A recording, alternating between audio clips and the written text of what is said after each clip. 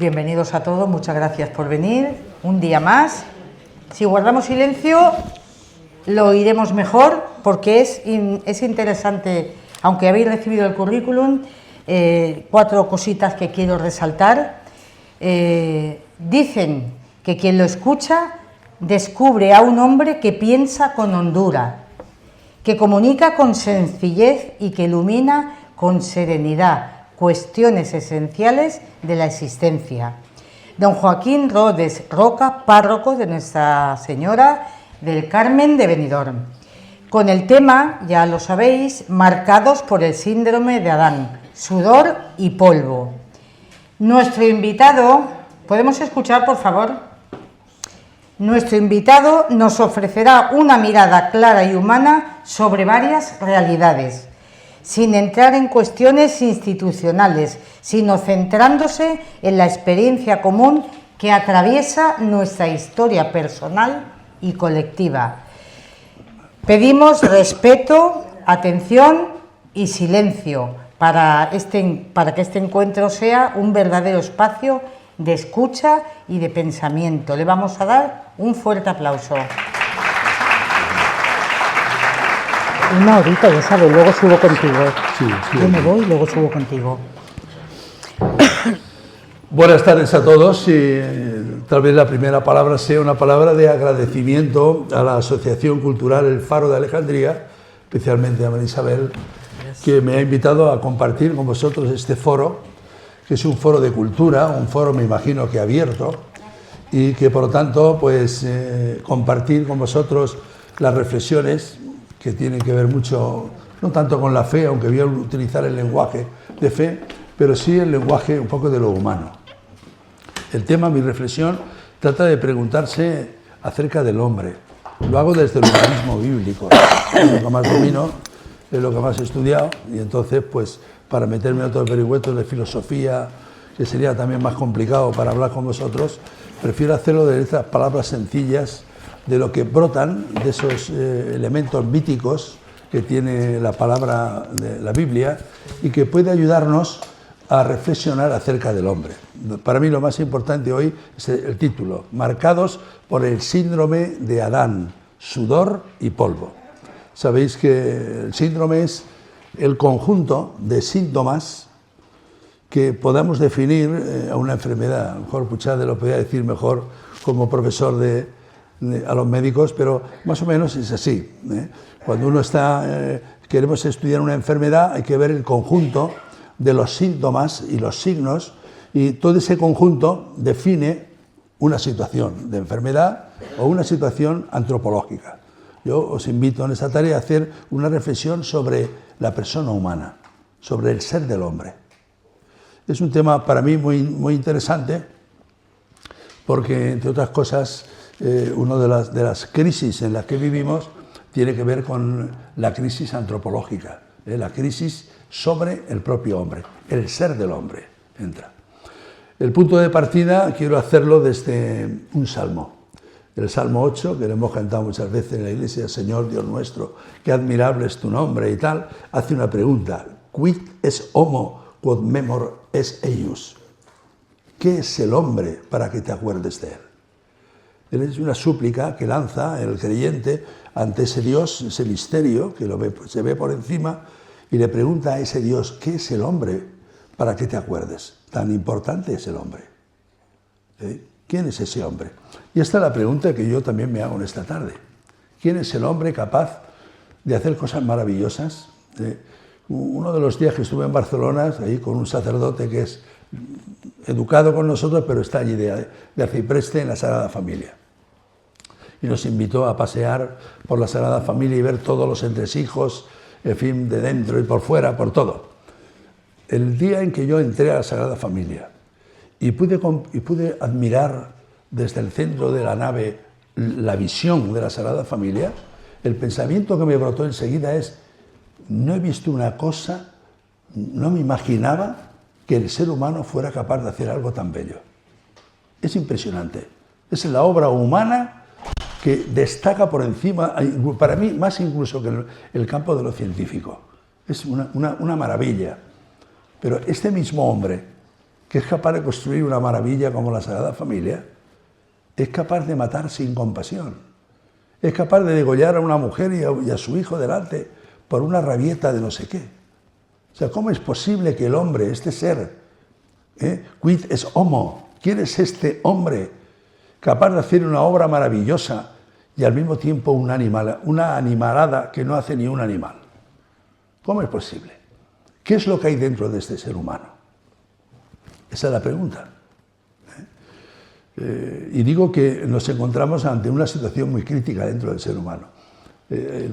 La semana pasada me imagino que en los telediarios lo veíais a los famosos Terians, a los chavalotes que hartos de no sé qué, porque vienen cansados de no sé dónde y vienen huyendo de no sé qué batalla y están en camino de no sé qué. Esos chavalotes, hartos ya de lo humano, pues se disfrazan de animales y se sienten animales y viven como animales y disfrutan haciendo el bestia. De ahí viene la palabra Terian, precisamente, de bestia, ¿no? Vivimos unos tiempos complicados en lo humano. Claro, el reflejo de estos tiempos es también tiene su repercusión en el hombre, porque igual que están los Terians, también podríamos preguntarnos lo que hoy se piensa del ser humano. Prácticamente se ha reducido a nada. Si tú hablas con la mayoría de personas que se las dan enterados, cuando definen al hombre, cuando yo estudiaba decía, ¿qué es el hombre? El hombre es un animal racional. Es un animal que piensa, que razona y que por lo tanto con inteligencia es capaz de caminar y resolver sus conflictos y sus problemas. Pero siempre es racional. El peso lo tenía la razón. Es lo que me diferencia del animal que no piensa. Contraataca sin pensar. Sin embargo, el ser humano tiene la razón. Y esa razón es lo que le hace pensar, sopesar, estudiar, solucionar. Pero hoy ya no. Esa definición ya es vieja. Es clásica, pero es vieja.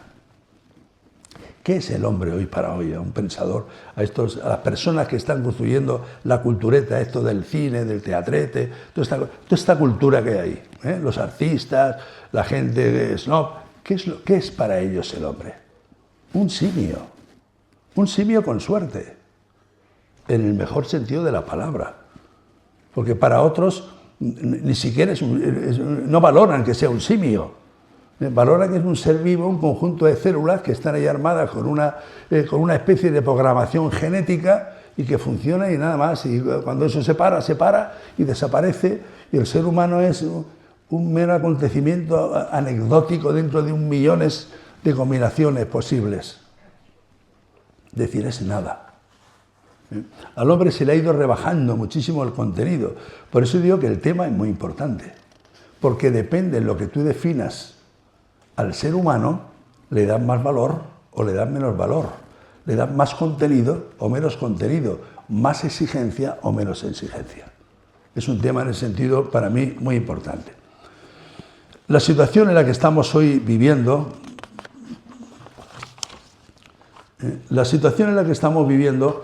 yo creo que define el título, intenta definir el tema. Comerás, sabéis que es una frase que está tomado del primer libro de la Biblia, Bereshit, el primer libro en el principio, se llama así, sería la traducción. Bueno, en ese Bereshit va contando la historia mítica de lo que fueron los orígenes del ser humano. Por ser mítica no quiere decir que es estúpida. Por ser mítica no quiere decir que tenga menos valor que el científico. Estamos hablando de lenguajes distintos. Y la verdad es poliédrica, es complicada. Y los mitos responden a una manera sencilla, fácil, de transmitir los grandes sentidos del ser humano. Y de alguna manera, desde que el hombre empieza a pensar y a lucubrar, construye el mito. El mito tiene sus límites, pero tiene un contenido muy hondo, bastante hondo, porque carga con esa verdad que el ser humano ha ido haciéndose desde siempre. Por lo tanto, los mitos que yo voy a contar ahora, que son los mitos del Bereshit, del Génesis, esconden una gran verdad. Ya veremos que están un poco complicados, un poco como mezclados. Ay, perdón. Dentro de la situación actual, que yo quería, para terminar este primer capítulo, de situarnos en la importancia del tema, por lo tanto, viendo por qué es necesario hacer una reflexión sobre la persona humana, sobre el ser del hombre, hay un autor que es Zygmunt Braun. Este ha definido, para mí es la mejor definición de lo que es el contexto actual y de lo que es también el mismo, digamos, los aspectos que define este síndrome del ser humano actual. Él habla de una situación liquidez. Cuando yo os he dicho antes que el pensamiento que hemos tenido desde muy antiguo, el ser humano como un animal que razona, que piensa y que eso es lo que lo constituye, después ya los cristianos le metemos el alma, pero sin meterle nada de cristiano, para que sea un lenguaje que podamos utilizar todos, un animal que razona y que esa razón es lo que le da firmeza, le da solidez, porque lo hace ser lógico, lo hace pensar. Recordad lo que decía Platón. Platón distinguía al simplote, que decía, lo que hace es la doxa, que es la opinión. Pero la opinión no tiene valor. Es un conocimiento absurdo, tonto, que hace la persona y que opina como si fuera el gran investigador y dice la doxa, una opinión que no vale para nada. Y después está el episteme, el conocimiento que se hace científico, pensando, razonando, consultando y sobre todo preguntando. Ya sabéis, la mayéutica en Platón es muy importante. Las preguntas que se van haciendo y esas preguntas me llevan a otras, me llevan a más y me hacen avanzar en un pensamiento que no conozco, que voy logrando, que no es una doxa, una mera opinión estúpida. Eso da una solidez, sobre todo cuando llega Aristóteles y dice, y lo mejor del pensamiento, lo que hace sólido el pensamiento es la lógica, no la estupidez, la lógica. Vamos a pensar con lógica. Y comienza el pensamiento filosófico con esa estructura que le hace ser fuerte. Bueno, Bauman, ¿qué es lo que dice? El pensamiento moderno no es sólido, es líquido. Líquido. ¿Qué quiere decir líquido? Quiere decir que no tiene solidez, que es un puro relativismo, que la verdad hoy no existe, desde Nietzsche no existe, existe la doxa, la opinión. Lo que a mí me parece, lo que yo he visto, lo que yo creo, lo que este me ha dicho, pero la verdad ahí plantada, ahí, esa res, esa cosa que está ahí independientemente de mí, con su verdad, ni la puedo conocer, ni además ni me importa. En el pensamiento líquido la gente, cada uno opina lo que quiera, dice lo que quiera, y estás en un bar y ahí viene el tonto de turno con 3 cañas que suelta la gran frase del mundo. Y está allí y le da un valor como si fuera la de un pensamiento de un hombre maduro. Hoy es líquido. Y el hombre también es líquido. El hombre no es ni macho, ni hembra, ni hombre, ni mujer. Es una cosa que no sabemos definirlo. Es líquido, se mueve. No hay una verdad, no hay una solidez, no hay un sentimiento. Entonces el ser humano se da la impresión, a mí particularmente, que es como si lo estuvieran descomponiendo. Como si alguien o algunos o alguienes en algún lugar decidieron y deciden ir descomponiendo esta estructura de pensamiento sólida sobre la que hemos construido el pensamiento occidental, y como si hubieran descomponiendo las piezas poco a poco, y las vamos descomponiendo para que quede todo en una liquidez que no tenga futuro, que esté ahí en medio de un amasijo, donde el destino sea el que nosotros demos. No sé lo que pretenden, tampoco. A veces me lo he preguntado, porque yo siempre, cuando me quedo solo pensando, ¿y esto por qué? ¿En razón de qué? Normalmente las crisis siempre tienen unos antecedentes que son los que la provocan, pero esta crisis contemporánea, no sé, es como si hubiera alguien que dijera, mira, no interesa, somos muchos en la Tierra y hay que construir una sociedad donde la gente consuma, porque eso es lo que más importa, lo que mueve la economía, el consumo, que la gente consuma, que consuma lo que nosotros queremos, lo que a nosotros nos interesa, y construir una sociedad donde poco a poco vaya bajando el nivel de gente para que nos queremos unos cuantitos, los suficientes, para que no pesemos mucho sobre el planeta y este planeta pueda otra vez ser verde y tal, no sé cuánto, toda esa filosofía. La impresión que a mí me da. Hay unas cabezas que tienen unas manos muy largas y que van meciendo esta cuna tranquilamente mientras el ser humano avanzamos hacia no sé dónde. Pero eso está ahí, formando parte de esa liquidez que este filósofo alemán, Bauman, definió. Yo ante esto me pregunto, me acerco a la Biblia para preguntarle, ¿y esto por qué? ¿Qué tenemos los hombres para que esto haya? Y la Biblia nos da una clave. La clave está hecha en dos preguntas. La Biblia se hace dos preguntas. La primera es la pregunta que hace Dios, el misterio. Dios hace dos preguntas. La primera pregunta es a Adán, el Adán primero, que todavía no es el Adán con mayúscula, con nombre. Es ubi es, ¿dónde estás? La primera pregunta que le hace Dios a Adán. Ubi es. La segunda pregunta se la hace a su hijo, a Caín, y le pregunta, ubi est Abel, frates tuus. ¿Dónde está Abel, tu hermano? Son dos preguntas. Esas dos preguntas definen perfectamente lo que es el ser humano. El síndrome de Adán. Esas dos preguntas. La primera pregunta es la que hace la Biblia, es a Adán. Adán, como dice el mito, ya sabéis que la Biblia no inventa. La Biblia copia. Copia porque otros antes que ellos se han hecho las mismas preguntas. Estamos en un lenguaje mítico. Y concretamente los 11 primeros capítulos del Génesis, los 11, porque empiezan con la creación y después terminan ya prácticamente con el inicio hasta el 12, el inicio de Abraham, los 11 primeros son míticos. Es un lenguaje mítico. Y ellos lo copian, purifican, esos mitos los limpian un poquito, los purifican. El método yo le he titulado el síndrome sudor y lágrimas. Digo sudor y polvo. Pero realmente los mitos más antiguos, más bonitos, todos coinciden. En Babilonio, el de Egipto e incluso el de Prometeo.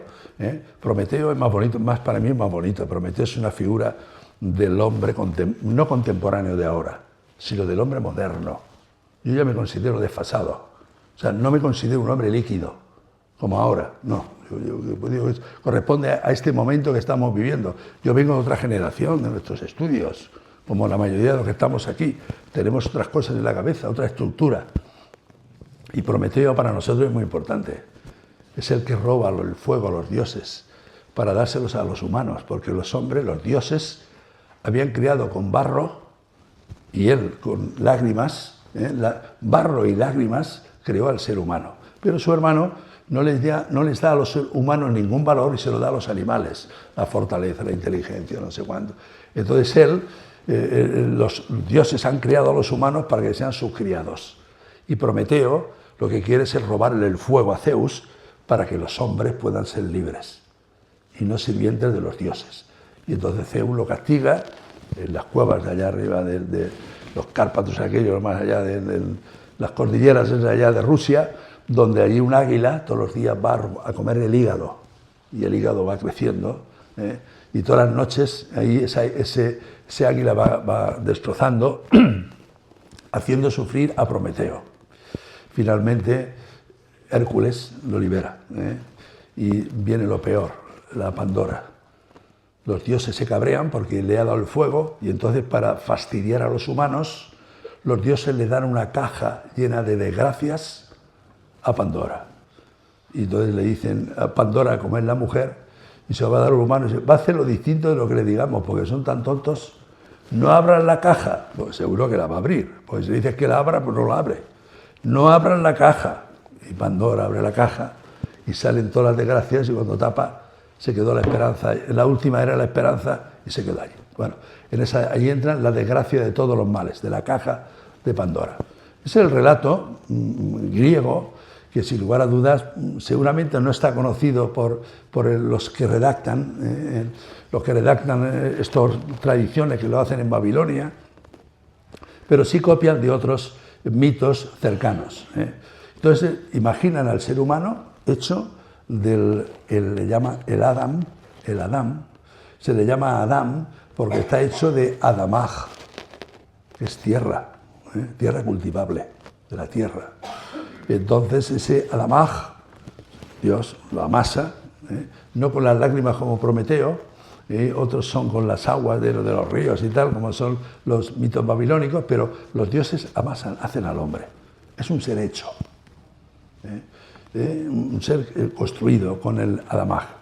Y le da este paraíso, el Edén, coloca un huerto y le dice, cuídalo, pero tienes un límite, todo es tuyo. Y está para cultivar la tierra, para hacer con ella lo que quieras, pero tienes un límite, no lo toques porque morirás. Y el límite es ese árbol que hay ahí, que es el árbol del bien y del mal. O sea, la verdad de las cosas no lo puedes cambiar. Tú puedes cambiar lo que quieras, pero la verdad no la puedes cambiar. No eres el dueño de decir tú qué es bueno y qué es malo. Eso está ahí. Las cosas tienen su verdad, las personas tienen su verdad y no las puedes cambiar. Y el árbol de la vida, los árboles que ponen ahí, copiado de los dos árboles que están a la entrada de los paraísos en los mitos babilónicos. Pero ¿qué le pasa a este Adamán? Que está solo. Tiene todo, tiene la creación entera, tiene los animales, los montes, todo. Tiene para cultivarlo, pero se siente solo. No está completo el Adamaj. Bueno, no es Adamaj, es el Adam. El Adam sin mayúscula, el terroso, diríamos. Para entendernos bien, como en vez de Adam, permitidme que le llame el terroso. No está contento, no está satisfecho, porque él solo no es nadie.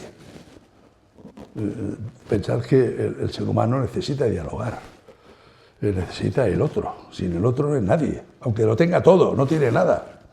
Entonces Dios hace esa imagen de la costilla, hace también una mujer. Y entonces este terroso, cuando ve a la mujer, se llena de alegría, se llena de emoción, y la llama mujer, porque está sacada, Isha, porque está sacado del Ish.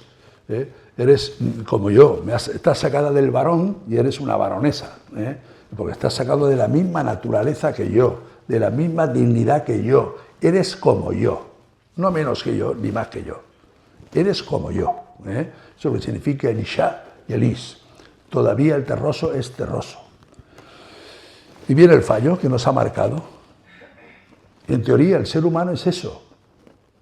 Es un Ish y un Isha enamorados, que se admiran, que se quieren, que se complementan, que se acompañan, que tienen una naturaleza hermosísima para disfrutarla, que pueden construir una historia de verdad, hermosa, e ir progresando, crecer, multiplicaos. Ese crecer no es simplemente tener muchos hijos, es crecer como pensamiento, crecer en el arte, crecer en todo, en los descubrimientos, crecer, cada día más aspirarlos. Pero ahí tenemos el problema fundamental. Y el problema es la serpiente. La serpiente, que viene de la misma palabra, de la misma palabra que la mujer. Arum, que sería la astuta, la serpiente, y ellos están desnudos, son Arumin, la serpiente astuta que viene a los desnudos a atacar. Y entonces, pues el problema es que la serpiente crea en el ser humano, despierta una verdad que lo va a definir, para mí lo que más lo va a definir, porque no es la maldad. Para el mundo bíblico, la palabra maldad tiene que ver con la palabra mentira, la mentira. Y está la clave. La serpiente, con una medio verdad, engaña a ellos con una medio verdad. Os ha dicho que no comáis de ningún árbol. No. Nos ha dicho que podemos comer de todo menos de ese. Eso te ha dicho tú. ¿Sabes por qué te ha dicho que no puedes comer de ese? Y viene la clave. Porque si coméis de ese, seréis Elohim, seréis dioses. Y eso está como palpitando dentro del corazón humano. La mentira de creerse un dios. La mentira de creerse que no tiene ningún límite, que los límites los marca él donde quiera.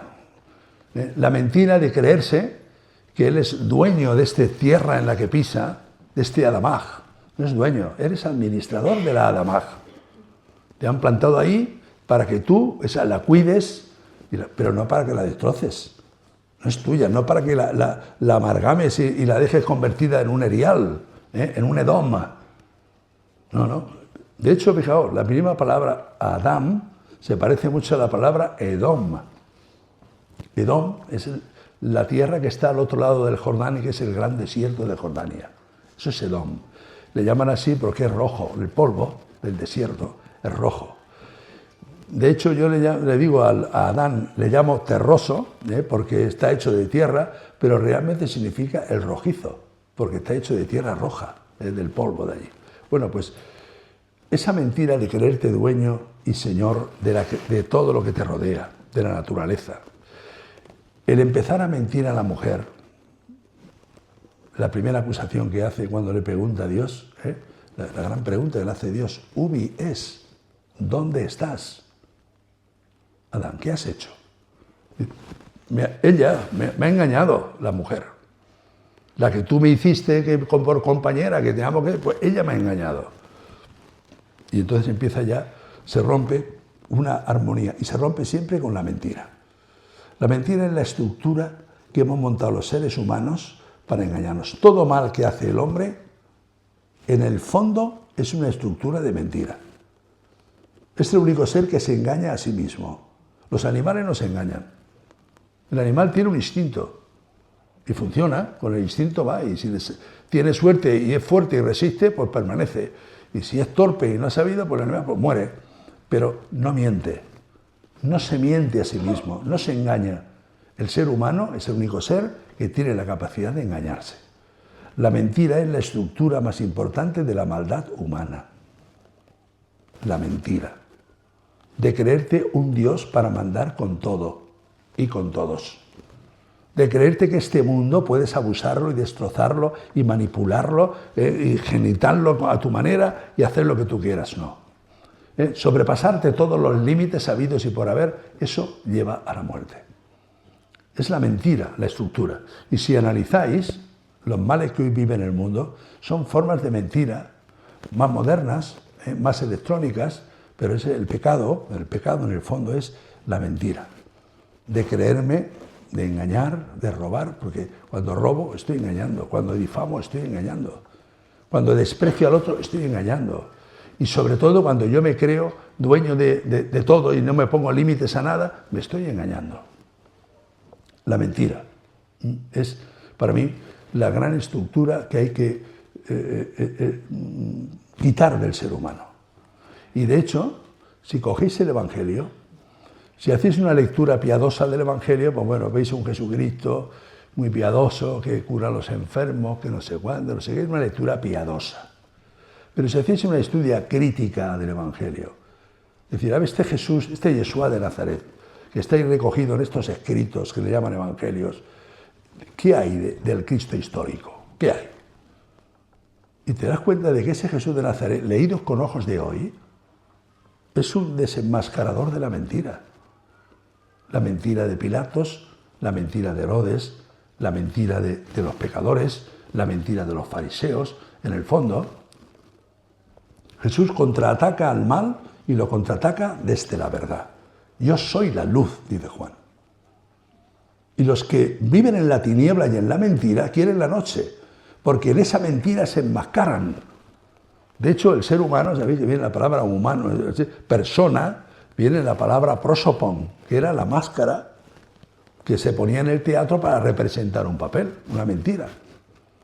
Uno hacía del gordo, el otro hacía del malo, este hacía del no sé qué, y llevaron un mascarón para que la voz resonara, y con ese mascarón todo el mundo sabía qué personaje representaba. Pero es una mentira, porque detrás hay un hombre, hay un Adán, que se ha puesto una mascarera para parecer otra cosa. Jesús intentó desenmascarar eso, esa estructura que nos hemos puesto como personas. Él le llama hipocresía. Hasta Jesús la palabra Hipócrates era actor de teatro. Con Jesús la palabra hipócrita, Hipócrates, tiene otro significado. Y es el que se tapa con la mentira. El encubridor, la mentira que encubre un corazón podrido. Un corazón retorcido. Un corazón que no ama la verdad. Un corazón egoístorro que nada más que busca su bien. Y se enmascaran, a veces, como buenos. Y esto, la obra de Cristo, es desenmascarar esa mentira. Entonces yo creo que la primera cuestión importante para estos tiempos en los que nos toca vivir es precisamente desenmascarar nuestras mentiras. La segunda pregunta viene muy bonita también ahora, porque es una pregunta que es la que le hace a su nieto, a Caín. La primera es, ¿dónde estás? La pregunta que le hace a Adán. La consecuencia del Adán es las palabras que tenemos del título. Dios lo tira, dice, volverás al polvo, vas a ganarte la vida con sudor, con lágrimas, y cuando termines volverás al polvo, porque eres polvo, eres Adamaj.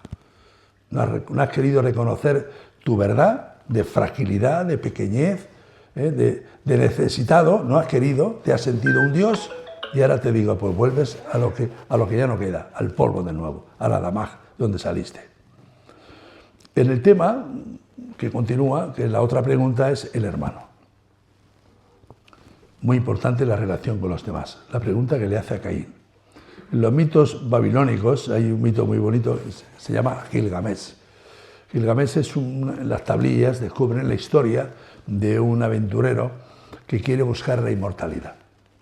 Y entonces va contando las aventuras, en las que también aparece un diluvio y todo.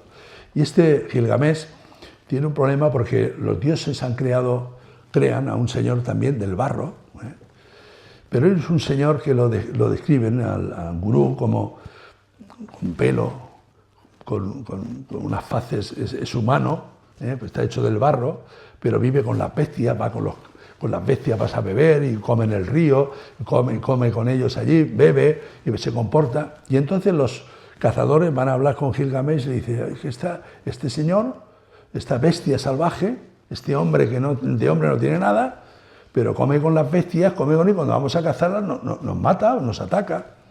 Y entonces Gilgamesh va a hablar con un santorro y este le da una clave muy importante. Dice, mira, el pobre está solo, es un animal, se comporta como los animales, necesita descubrirse que no es un animal, que es un alguien. Tenéis que llevar a una prostituta. Cuando él esté con las gacelas allí, con los animales bebiendo agua en el río, le presentáis una prostituta que la vea, para que él descubra, en la atracción de la mujer, descubra que no es un animal. Y efectivamente, cuando presenta a una mujer, y este hombre recibe una alegría enorme, y entonces este monstruo se convierte en persona. Se convierte en persona ante la contemplación de la otra. Es el encuentro con el otro lo que le hace dejar de ser un salvaje para convertirse en una persona que dialoga, el otro. La historia de Caín y Abel es la historia de la incompetencia humana. Nos cuenta casi al principio de la Biblia si ha habido, por un lado, un primer error del hombre que está marcando su historia, que es la mentira, como estructura del mal, la mentira, de sentirnos más de lo que somos y no asumir nuestra adamaj, nuestra pequeñez. Aquí ocurre algo parecido, los dos hermanos. Porque los hermanos han nacido de la misma madre. Y por lo tanto, la Isha es la madre de todos los vivientes, que eso significa. Después, cuando los tiran del paraíso, Adán le dice a ella, a partir de ahora no eres Isha, te vas a llamar Eva, porque eres la madre de todos los que han nacido. Y entonces ya vienen los nombres de Adán y de Eva. Pero eso es el capítulo 5 del Génesis, cuando ya se define Adán y Eva como nombres. Tienen estos dos hijos, los primeros, y termina mal. ¿Qué es lo que pasa en estos dos seres humanos? La envidia, siempre hemos dicho, ¿no?, que es el pecado principal de ellos, pero para mí el fallo más importante es el no reconocimiento del otro. Hoy, por ejemplo, el reconocer que uno piense distinto de mí, reconocer que uno pueda tener un pensamiento político distinto de mí, reconocer que pueda venir una persona distinta de esta lengua, de esta tierra, que pueda venir a convivir con nosotros.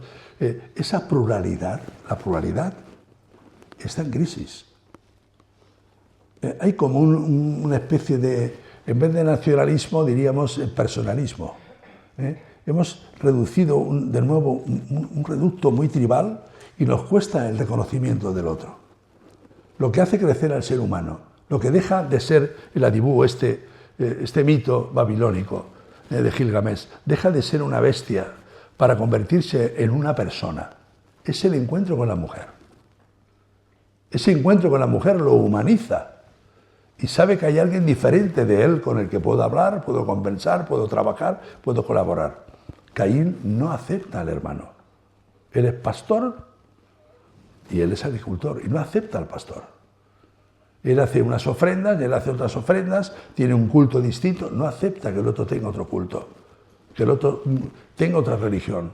No acepta que al hermano, al otro, se comporte de otra manera distinta a él y por tanto no aceptan la pluralidad. Y no aceptar la pluralidad es reducirme.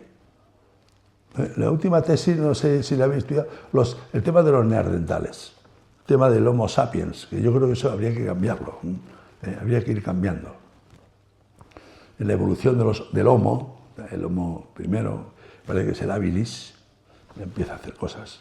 El Erectus, que ya va plantado, de pie con pie plantado, después ya viene el antecesor, y después nos viene el Homo sapiens 1, neandertal Homo sapiens sapiens, el cromañón que somos nosotros, y yo creo que ahora nos falta el Homo mentiens, el Homo mentiroso, el hombre mentiroso, que es el Adán que sale. Bueno, el neandertal desaparece. Posiblemente desaparece por enguetarse, aunque hay genética de ellos con nosotros, pero muy posiblemente es un grupo que se mete en sí mismo como grupo y va poco a poco desapareciendo, van quedando menos, al final es algo endogámico y al final desaparece la pobreza de la endogamia. El que no sale tonto, sale cojo, el que no sale con todas las debilidades. Y permanece una raza más fuerte. La pluralidad nos hace fuertes. La riqueza de la humanidad es la humanidad misma, que seamos distintos, porque eso es lo que hace avanzar, lo que hace superar los límites nuestros, de mi pequeñez, de mi ignorancia, de mis gustos, de mi estética, es la humanidad en sí, con la riqueza. Pero ¿qué es lo que ocurre? Pues el paso que se ha dado, cuando Dietrich Bonhoeffer era un teólogo alemán luterano, no era católico, estaba en los campos de concentración de los alemanes. Y este Bonhoeffer se hacía muchas preguntas a Dios como creyente. ¿Cómo es posible que en este rincón oscuro de la muerte, del odio, del desprecio, de la deshumanización no estés? La pregunta la hace al revés. Ubi Deus es, ¿dónde estás, Dios? La pregunta que él hace. Y él hace una teología de la teología sin Dios. Una teología donde no está Dios, como si Dios no estuviera. Y genera un pensamiento a partir de esa teología. Bueno, la consecuencia más inmediata es que cuando tú generas un pensamiento sin Dios, el paso siguiente es también cargarte a la persona humana. En ese desnudar, quitar a Dios de la estructura del pensamiento, al final descompones también lo humano. Eso es lo que le pasó ahí, el gran mensaje que nos manda Adán, Caín, es precisamente la ruptura.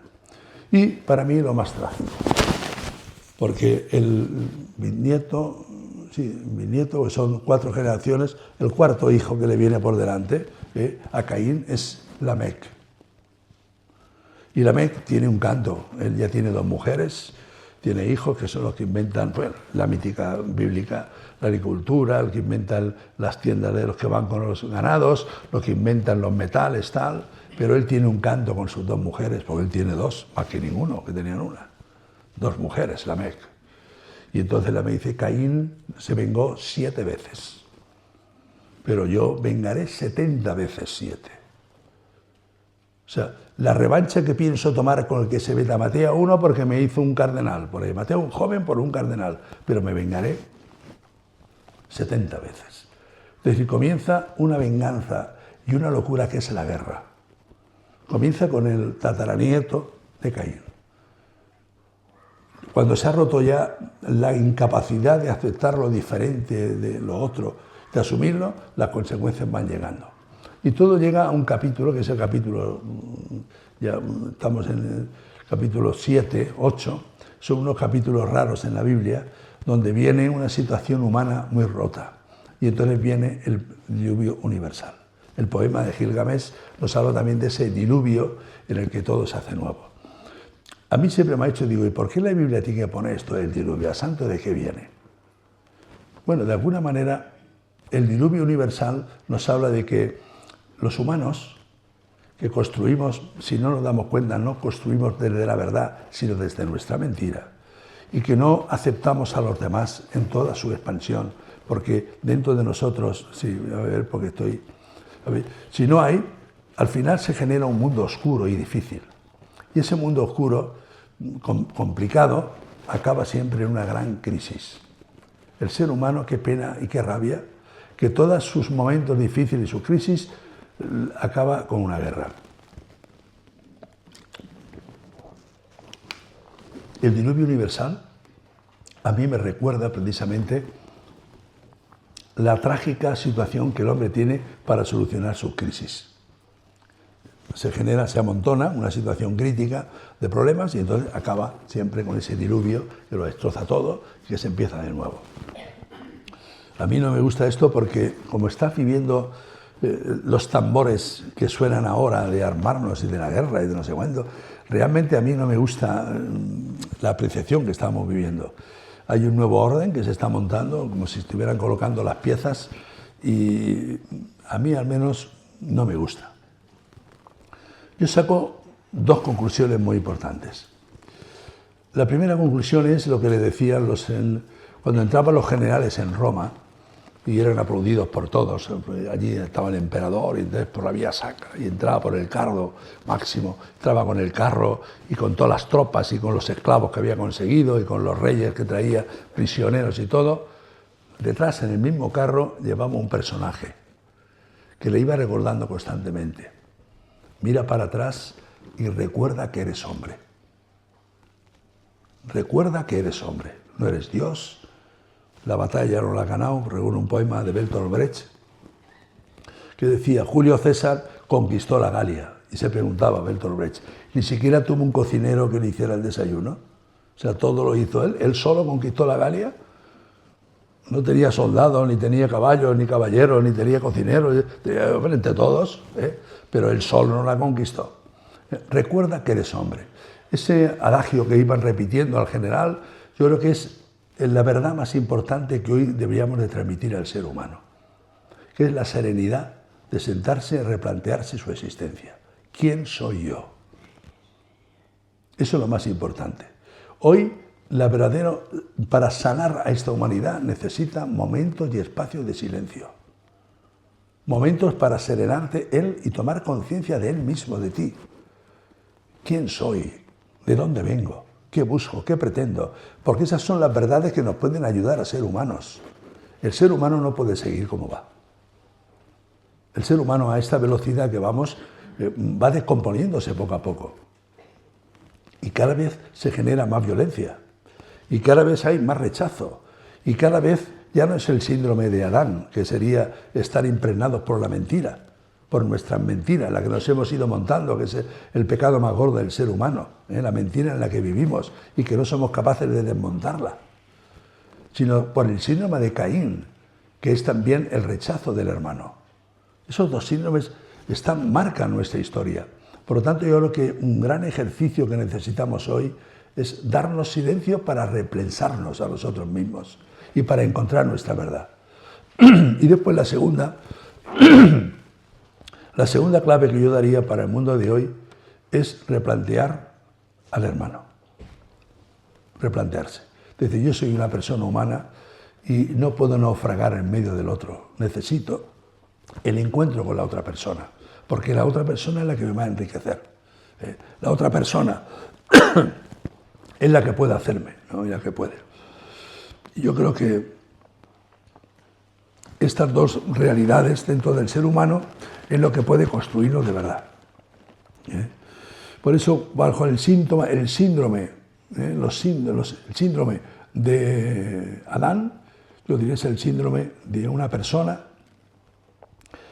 que no se piensa a sí misma, que vive de los tópicos, que va engañado por una mentira de creerse que es un diocesillo en medio de un montón de dioses, donde el fanatismo, la intolerancia, donde al final no queda nada y al final vamos al polvo, iremos a la verdad.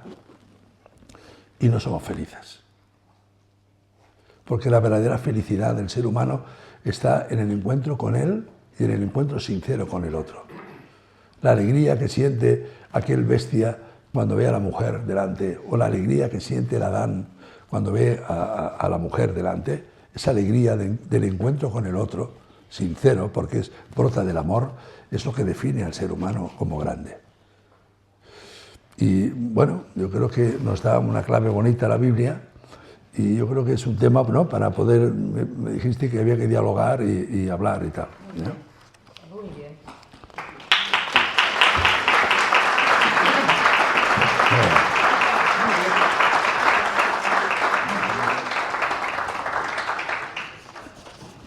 Estupendo, muchas gracias por tu conferencia, bien preparada. Has hablado de los dioses, del dios del cielo, de los dioses que hay en la tierra, de los dioses del Olimpio, de los griegos.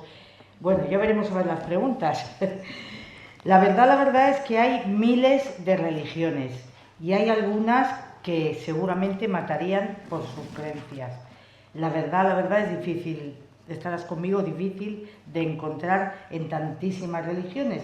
Pero para mí la clave está en hacer el bien y no mirar a quién. Sí, hacer a otro lo que tú quieres que te hagan. Las religiones se convierten en un peligro cuando se mezclan con el nacionalismo. ¿No? O sea, tú coges ahora el Islam, el budismo, el sintoísmo, la filosofía de los griegos, tú coges todos los mitos de las grandes religiones antiguas y palmo arriba, palmo abajo, todas están diciendo lo mismo. El ser humano es un ser frágil, es un ser creado, es un ser que tiene que realizarse, que para realizarse necesita seriedad, tomarse en serio a sí mismo, construirlo desde la razón. Te lo van a decir todas las religiones. Ahora, cuando tú esa religión X le metes nacionalismo, entonces ya la religión estamos perdidos, bueno, porque ya viene la guerra. Un pequeño detalle para que te acuerdes del paso por el Faro de Alejandría. Hombre, mira, che, estoy ahí todo. Sí. Muy bien, gracias. De nada. Tomaremos té aquí, tomaremos té aquí con esto. Antes de las preguntas, os diré que el miércoles, día 4, tenemos teatro por el Faro de Alejandría en el Ayuntamiento a las 7:30 de la tarde. Estáis todos invitados y podéis ir a apoyarlo, ¿eh? ¿Cómo dice? Que no digas invitados. Estáis invitados, claro. Estáis invitados. Previo pago de la entrada o algo así. Todos. La entrada es 5 euros. Pero vamos, yo creo que eso no tiene importancia, ¿eh? Bueno, pues nada más, vamos a empezar con las preguntas. Ahora primero el teatro y después ya... Sí, a ver, Juan, por favor, ¿quieres comentar algo? Sí, bueno, en primer lugar, no sé si se me oye bien. ¿Se me oye? No se oye, Levanta tienes que darle... Sí, bueno, en primer lugar... o enchúfalo a lo mejor, está apagado. Hay que levantar la voz. Sí, ahora. Claro, si no está enchufado, pues tampoco. Sí, está enchufado. Toma. A ver. Está enchufado. Bueno, vale, levantaré la voz. Muchísimas gracias por la presentación. Creo que es un tema muy complicado, muy complejo. No se oye, Aarón. No se oye. Está la lucecita encendida, pero se ve que le falta... Habla con este. No, es que su voz es... A ver ahora. ¿Sí? ¿Se oye ahora? No se oye. Bueno, levanta la voz. Bueno, pues levanto la voz, vale. Venga. Bien. Simplemente, bueno, en primer lugar, como decía, agradecerle la exposición porque ha sido muy interesante y sobre todo es un tema muy profundo, porque en el fondo lo que ha hablado es en el fondo de la esencia del ser humano desde el punto de vista metafísico. Me ha recordado la diferencia entre el ser óntico y el ser ontológico, ¿no? Tal y como hacía, por ejemplo, Heidegger en Ser y Tiempo. Ahora sí se me oye bien. Sí. El ser óntico como aquel ser con un pensamiento líquido y el ser ontológico como un pensamiento, usted lo ha llamado un pensamiento más construido, ¿no? más sólido. Quería saber un poco esa diferenciación entre el ser óntico y el ser ontológico, ¿en qué se fundamenta desde su punto de vista? Hablando, por ejemplo, de lo que me refería a Heidegger, él hablaba de que el ser ontológico es aquel que es capaz de preguntarse por su esencia, y es un poco lo que usted se ha referido. Pero quería un poco más en profundidad cómo diferencia el verdadero ser de aquel ser que se deja llevar por los otros, que es el ser óntico. Y muchísimas gracias, repito. A ver qué te contesta.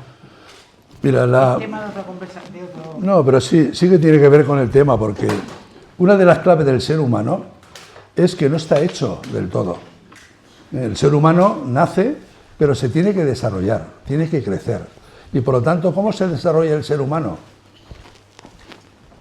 Con la inteligencia y con la pasión que tiene. Son los dos grandes motores del ser humano. Y eso le provoca tomar decisiones y hacer cosas.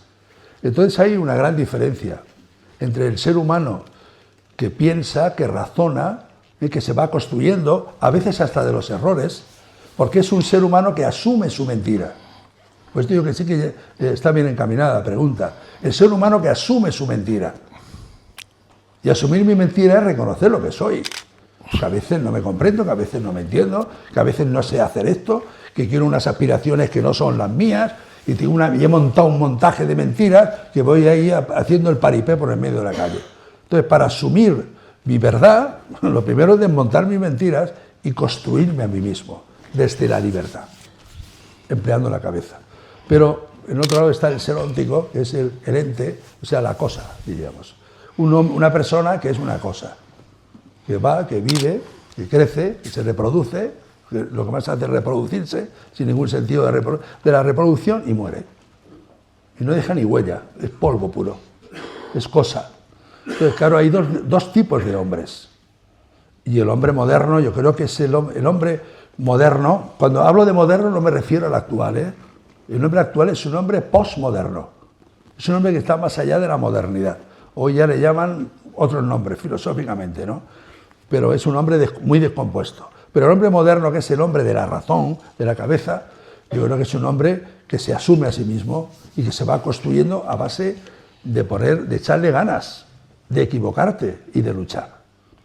Eso hoy yo creo que no está. Era el famoso existencialismo, ¿no? Tengo que realizarme yo y yo soy el dueño de mi vida. Sí, allí al fondo. Y después Juan. Ha dicho usted que... Espera. Espera que van con el micrófono, así lo oímos todos. Sí, pero con eso mejor. Es por los sordos, no es porque yo de aquí lo oigo, pero... Sordo, alguna sorda. Bueno, ha dicho usted que es un mito, una invención, el Génesis. Los 11 primeros capítulos del Génesis. Exactamente, y dentro de los 11 capítulos está Adán y Eva. Exactamente. Entonces, Adán y Eva, cuando dice palabra de Dios... Te alabamos, Señor. Exactamente. Entonces, ¿es mentira? No es mentira. Cuéntenos. A ver, y aclárenos. el que no sean unos personajes reales de carne y hueso no quiere decir que sean mentiras. Te he dicho que tiene un lenguaje mítico. El mito no dice nada. El mito de Sísifo. Los dioses condenan a Sísifo porque es un cabezote a que coja una piedra redonda, la suba hasta la cima de la montaña y se le vuelva a caer al otro lado. Y tiene que coger la piedra y subirle otra vez que se le cae al otro lado. Y eternamente es la estupidez, la condena de la estupidez, de hacer un trabajo que nunca termina y que no sirve para nada. Mito de Sísifo.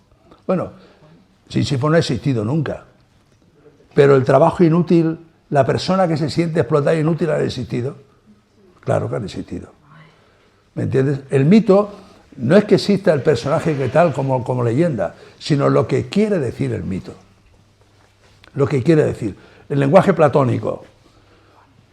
Platón distinguía las ideas que no cambian, que son eternas, Y ellos, dice, el ser humano está metido en una cueva y lo que ve es las sombras que hace la poca luz que entra por la cueva y hace unas sombras invertidas, y eso es lo que ve el ser humano, las sombras, un conocimiento muy engañoso, pero fuera está la luz, están las grandes ideas. Los mitos corresponden a esas ideas que no cambian. Entonces el mito de Adán y de Eva es: todos tenemos la misma naturaleza, todos los humanos, porque hemos nacido de ellos, o sea, de una pareja. Tenemos todos la misma dignidad. Nos tenemos que respetar todos porque somos hermanos. Hemos sido hechos por Dios con un límite. El problema de Adán y de Eva del mito es que no respetaron el límite. Quisieron ser dioses cuando apenas sabían ser humanos. Y hay que aprender a ser humano porque esa es mi tarea. Realizarme como hombre, no como Dios. Porque no lo puedo todo. Pero quiero decirte que porque no sean históricos personajes, no por eso son mentiras. Tienen una verdad de fondo. A ver, Juan Zapiña. Buenas tardes. Muy buenas. Aparte de filigrés de su parroquia, Muy bien, nada. me ha gustado mucho la religión y he estado pendiente. Primero haces el catecismo con el bachiller y luego tienes otras curiosidades. Yo, mi opinión personal, creo que el mundo se soluciona con una palabra: la empatía. La empatía es poner tú en el lugar del otro, no ir contra el otro. Ponerte ayuda, y ayuda a todo lo que pasa a tu vecino, conseguirás amigos y no tendrás remordimiento de conciencia y dormirás tranquilo. Tengo solamente una duda en la religión y como cura espero que me lo aclare. Bueno, no sé. Segurísimo Las dudas que sí. son complicadas. Que todos sabemos que Eva y Adán tuvieron a Caín y a Abel. Caín mató a Abel. Sí. Si solamente quedó Caín, somos todos hijos de un matón, de un sinvergüenza.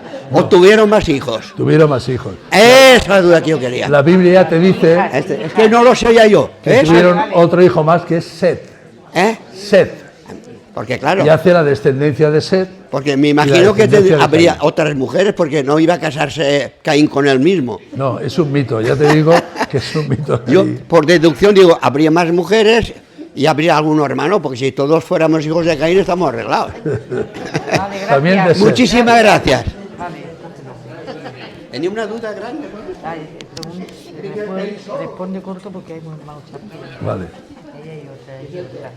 Bueno, ¿le vas a contestar algo o está todo claro? Sí, yo creo que Está todo claro. A ver, José, ¿querías comentar algo? Sí, quería comentar, en este mundo en que vivimos hoy en día, en que la mentira, el odio y la envidia están a la flor de piel y hay dioses, porque hay dioses hoy en día que son los poderosos, ¿qué futuro le ve al ser humano? ¿Corto plazo o largo plazo? Bueno, yo te contesto como creyente. Sí. Como creyente. Como creyente yo te digo, el hombre no puede. Yo te digo, si el hombre pudiera y estuviera en su mano, ya hace tiempo que el ser humano hubiera cambiado esto. Cuando cada generación intenta repetir la misma historia, la mala historia, es que el hombre no puede. Quiere, porque siempre surgen pensamientos y todos tenemos nobleza, pero a la hora de la verdad no sabemos, o no queremos, o no podemos. O sea, la experiencia mía es que el ser humano tiene que tomarse en serio a sí mismo. Y todos estamos marcados por el síndrome de Adán, es que ese es el problema. Para los creyentes, digo, es lo que los cristianos llamamos el pecado original. Pecado original, pasa que es un lenguaje que empleamos para los que tenemos fe. El que no tiene fe, yo le llamo del síndrome de Adán y nada más. Pero para los que tenemos fe, es que todos tenemos dentro un rabillo de diablo. Todos tenemos un poco.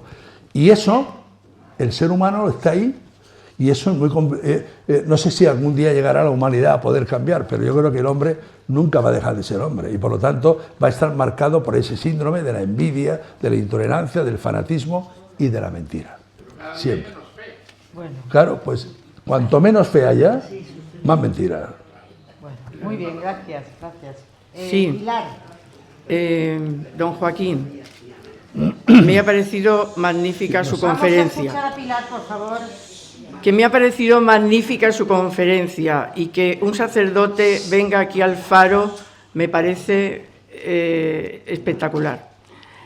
A ver, Mi pregunta es la siguiente. Yo creo que los católicos tenemos una asignatura pendiente con respecto a otras religiones, pues como puede ser el evangelista, el islamismo, etcétera, etcétera.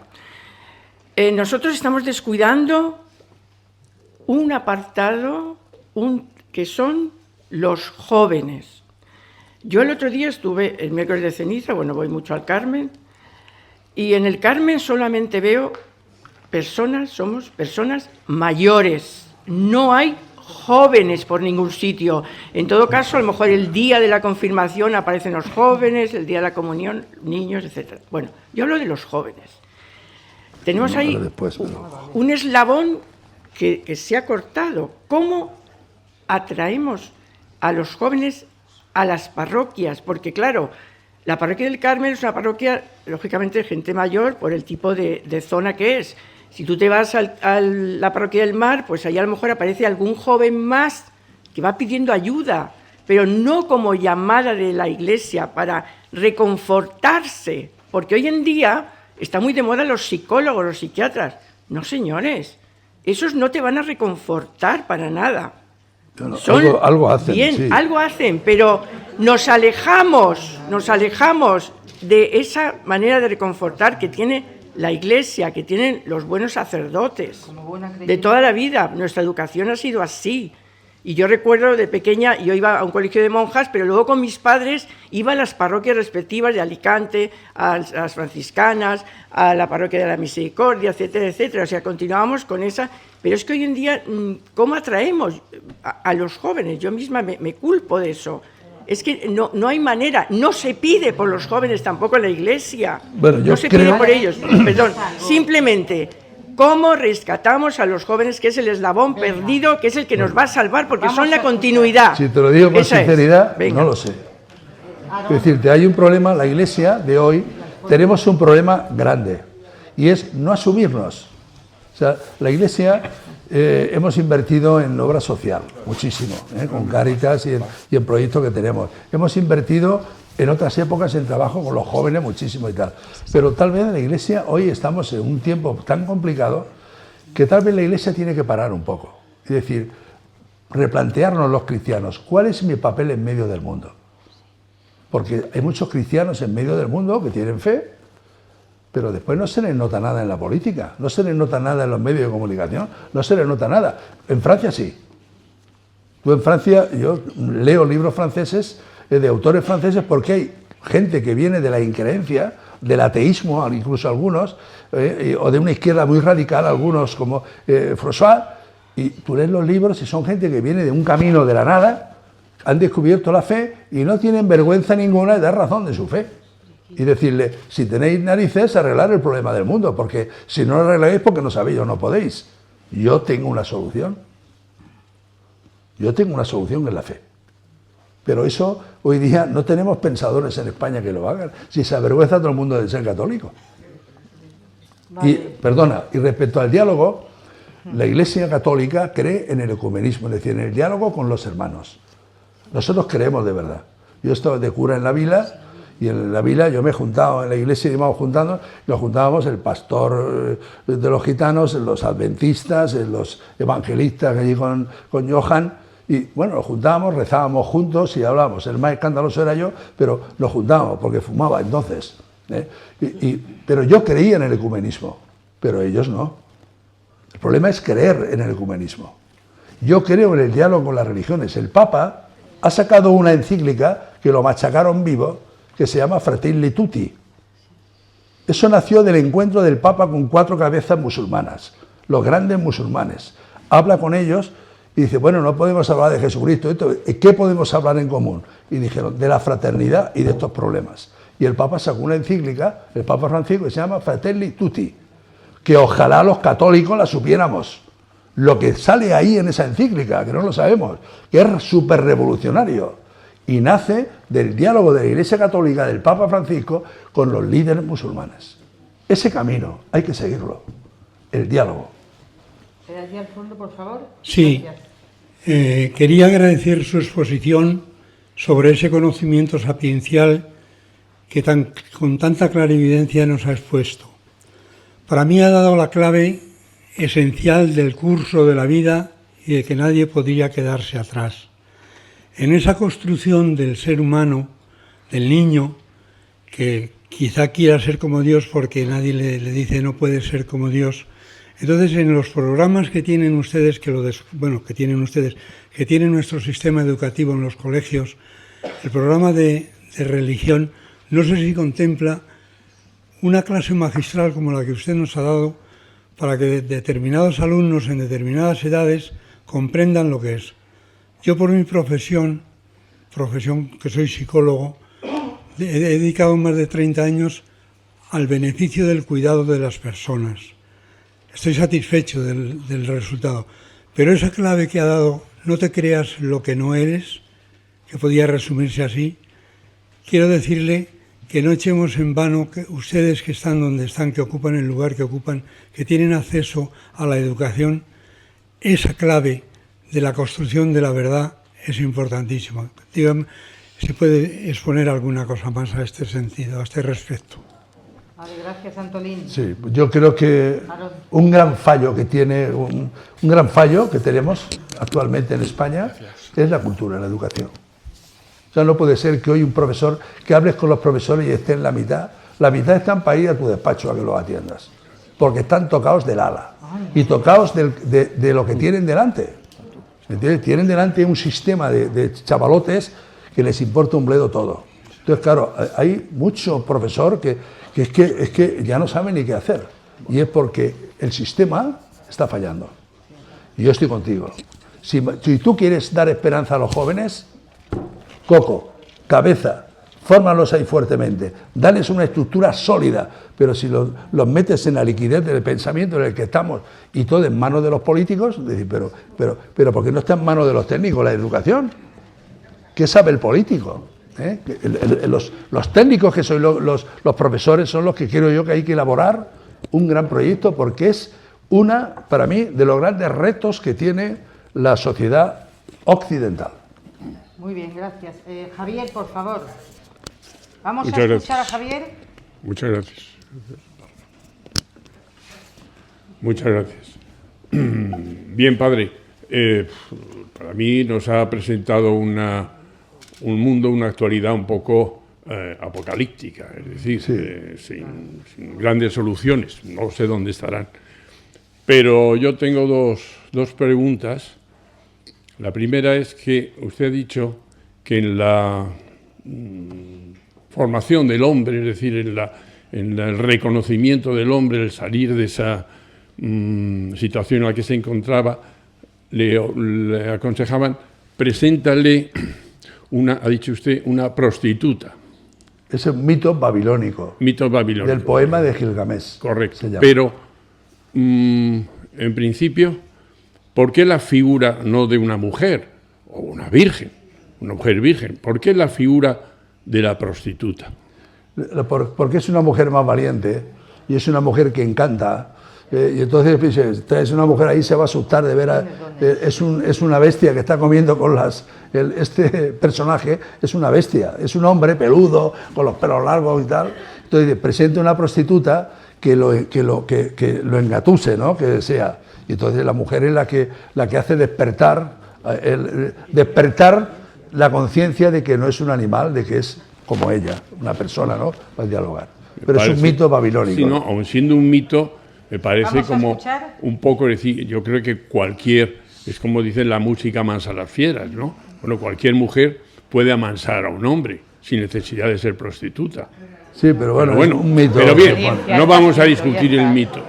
Y la otra cuestión es, si hablaba usted del Homo sapiens, de la transgresión, de la evolución del Homo sapiens, sí, y que al final llegábamos al Homo sapiens mentiroso.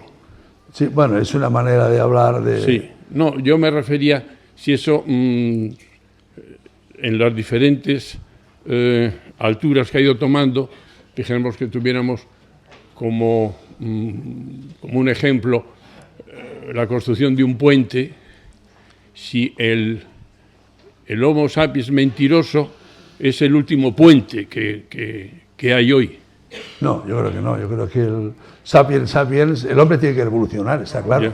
Pero yo creo que el llamo homo mentiens porque es el hombre, el mentiroso es quererse un dios.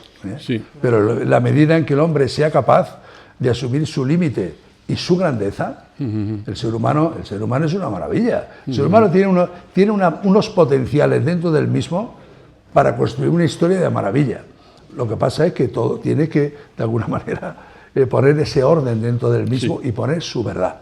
Poner la verdad. Esa es la gran tarea del ser humano, construirse desde la verdad, el Evangelio juánico desde la luz. Vale, gracias. Venga. José María. Que nos vamos ya. José María y Alfonso y nos vamos. Buenas tardes. Yo no voy a empezar con un panegírico echándole rosas por lo que ha dicho ni nada de esto. Me parece, francamente, un buen comienzo para rectificar en algunos de los conceptos que tenemos. En cualquier caso, a mí me puso una discrepancia entre la ciencia y la, no digamos religión, las creencias. Ahora mismo se está intentando justificar, y pongo comillas, las creencias con la ciencia. Ahí hay un choque y hay un proceso evolutivo científico que de alguna manera defiende, no, acusa al mito. Y claro, si el mito es la única forma de entender las creencias, es un problema muy serio.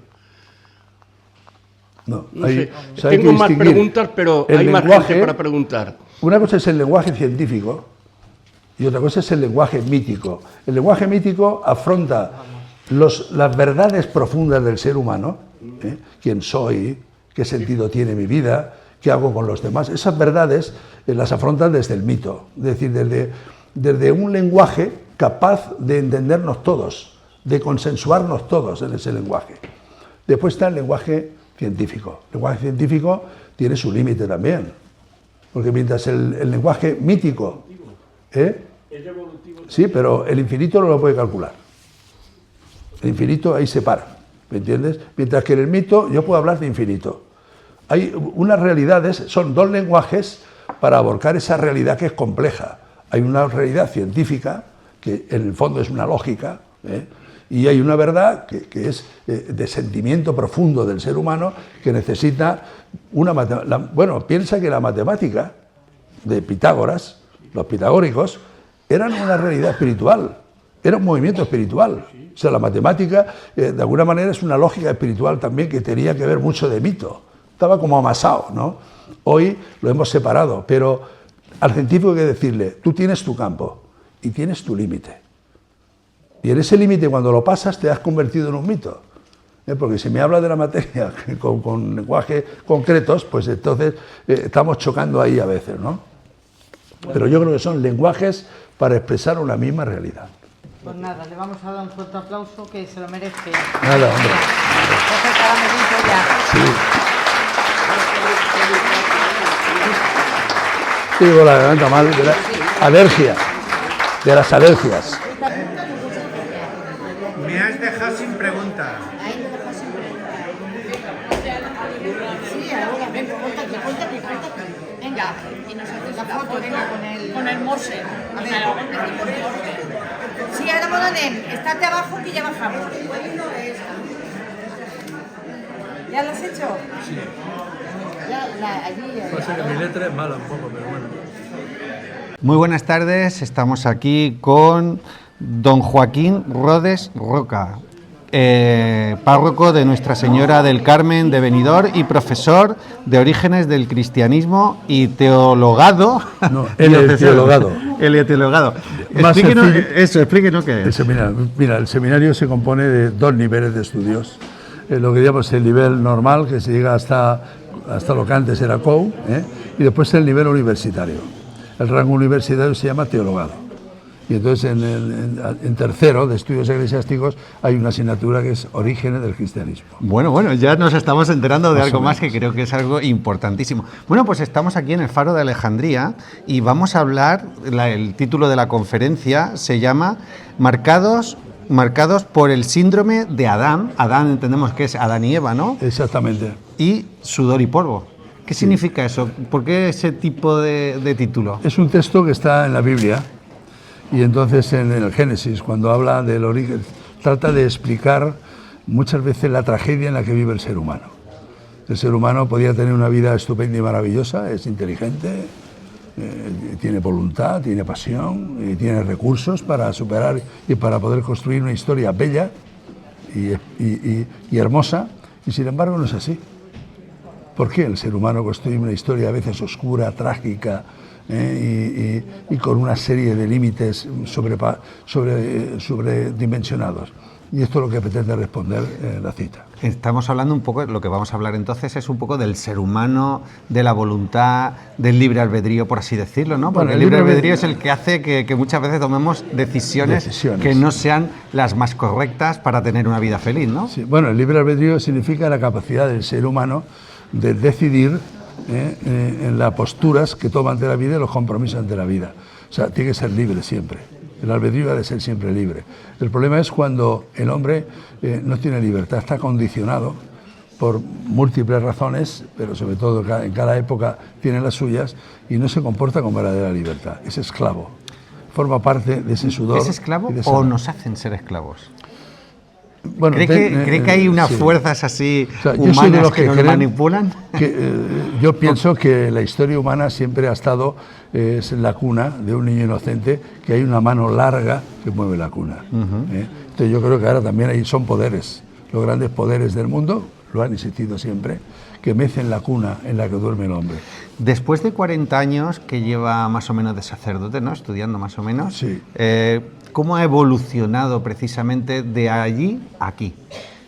Bueno, yo vengo de una iglesia comprometida con la política. Hablamos en este caso del ser sí, humano. Yo hablo de lo que yo he vivido. Ah, muy bien. O sea, yo he vivido una iglesia comprometida en todos los campos, desde la política, en la transformación social, en la transformación sindical, en la evangelización, en la ayuda en los barrios. De ahí nace mi vocación, mi fe y mis primeros años de ministerio. Y poco a poco yo me voy encontrando en un mundo que, en vez de avanzar en esa línea, en la línea del progreso social, de las libertades y demás, va retrocediendo hacia rincones donde hay menos capacidad de decisión, menos libertad en los campos, incluso yo diría que hasta un cierto retroceso en el humanismo. O sea que de cara... La iglesia también. La iglesia también. También, sí, es una iglesia que se refugia en la sacristía, no es una iglesia misionera ¿me entiendes?, del combate en el mundo de la calle, sino que es una iglesia de refugio. Bueno, pues entonces hoy vamos a hablar del ser humano, vamos a hablar un poco de la capacidad de reacción, de por qué somos tan infelices cuando podríamos ser más felices, sí, evidentemente, y sobre todo el trabajo influye mucho en la felicidad del ser humano. El hombre tiene que trabajar. Hay una definición que es el homo faber. El hombre se hace y tiene que trabajar, y el trabajo es lo que permite al ser humano dejar de ser un mono para construir una sociedad y una cultura. Una última pregunta ya, porque ya vamos con el tiempo justo para poder entrar en conferencia. ¿Qué es lo que espera que la gente que está hoy aquí con nosotros se lleve hoy de esta conferencia? En primer lugar, que valoren a la persona humana, lo que son. Son una maravilla. Y que sean capaces de luchar por ellos para construir su futuro. Sé hombre. Ese es el fundamento. Sé hombre. Con tus errores, con tus fracasos, con tus caídas, sé hombre, no seas mono. Ni seas Dios, sé hombre. Importante reflexión. ¿El perdón forma parte de ese ser hombre? Gracias, sí. Gracias al perdón, lo que diferencia al hombre del salvaje, del mono, es la misericordia. La misericordia está más allá de la ley, más allá de todo prejuicio, de toda la misericordia, y por lo tanto el perdón es lo que ennoblece al ser humano. Sí. Pues muchísimas gracias. Vamos a empezar con la conferencia que se da esta tarde aquí en el Faro de Alejandría, que el título de la conferencia es Marcados por el síndrome de Adán, sudor y polvo. Pues vamos allá. Muchísimas gracias. Muy bien. Hasta ahora. Gracias.